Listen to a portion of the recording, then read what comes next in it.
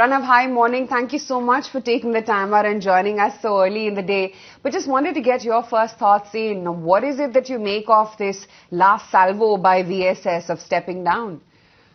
Hey, morning. See, I think on this step, I think it's again an attempt to distance the 197 entity from the the PPBL entity, right? So in the spirit of maybe being late is better than being never, I think there is an attempt to set that up as an independent entity with limited linkages to the 197 entity. I think that's the objective, and this also probably sets the stage for making more changes at PPBL, right? So they've reconstituted the board. They could probably bring in a bunch of strategic partners.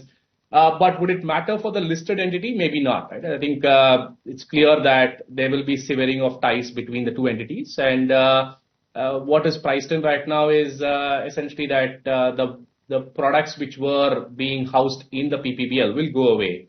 And that will not be available on the Paytm app. So I think that part is largely priced in. So this is more of, I would say, from a listed entry perspective, largely an option value at this stage. If something happens to PPPL, then yeah, I mean, on a positive front, then that will be a positive surprise for the market. The regulator will take cognizance of the fact that the management of Paytm and in this case also PBFL, they in a sense want to fix the problem. They want to really set the right narrative with RBI. See, I think at this stage, it will take a long time for any change or relaxation to happen. I don't see that happening immediately. So I think it's literally, they will start with nothing but more than a license at this stage. So you have to rebuild the entire narrative with PPBL. So I don't think it's anything positive as such for the 197 entity at this stage. What is more important is establishing that the problems are limited to PPBL, because I think a lot of the action, the price action that we've seen in the last month is based on assumption that the problems will spill over into the 197 entity. And I think the regulatory updates have kind of confirmed that it will largely stay within PPBL. It doesn't really spill over into the 197 entity. And this just reinforces that divide between the two entities. Pranav, I was just going through some notes, and Macquarie, for instance, talks about how the lending business might be under threat because the partners are now rethinking their relationship. We've already seen that the number of downloads and the merchants which were subscribing to Paytm have actually moved down. Do you think this is a structural change in the business model now, and this is something which is not easy to repair, the people who have moved out? See, the lending partners staying out, in my view, is largely a function of the payment volumes staying or going away, right? So if the payment volumes remain unimpacted, there's no reason why the lending partners wouldn't come back, right? So I think that's the only risk that they look for. There was no linkage with PPBL even to start with. So I don't think PPBL going away is a big reason for lenders to stay away. From our interactions and also from the app usage data that we see, the merchant attrition is fairly minimal, right? So I think you're talking about less than 5% attrition in the daily usage volumes for the Paytm app. So once the company is able to establish that their volumes are 90-95% of what it was before Jan, I think the lending partners will come back. So I don't think they had any issue with the quality of loans, nor was there a dependence on PPBL. So I do expect them to come back once the volumes have been established.